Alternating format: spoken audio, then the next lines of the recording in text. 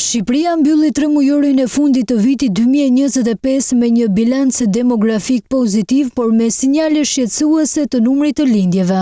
Sipas të dhënave zyrtare të Instat, në vend janë regjistruar 668 lindje më shumë se vdekje, duke mbajtur shtesën natyrore të popullsisë në territor pozitiv. Por kjo jo për shkak të rritjes së lindjeve, përkundrazi prej kurrjes së vdekjeve. Në periudhën tetor-dhjetor 2025 u regjistruan 5373 lindje, 232 më pak se njëjta periudhë në 2024, ndërkohë në të njëjtën periudhë shënuan 4705 vdekje.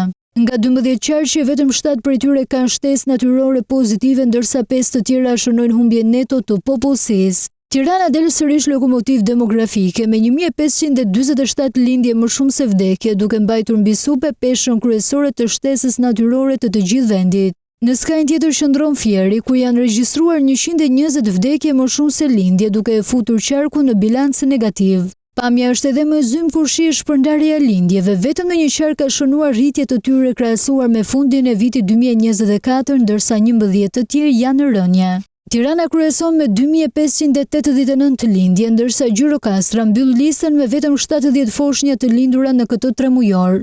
Sa i përket vdekjeve, Kuksi regjistron numrin më të ulët me 81, ndërsa Tirana ka shifrën më të lartë absolute, 1042 vdekje për shkak të peshës së popullsisë. Qarku i Korçës shënon rënjen më të theksuar të numrit të vdekjeve, duke shënuar 231 humbje jete më pak.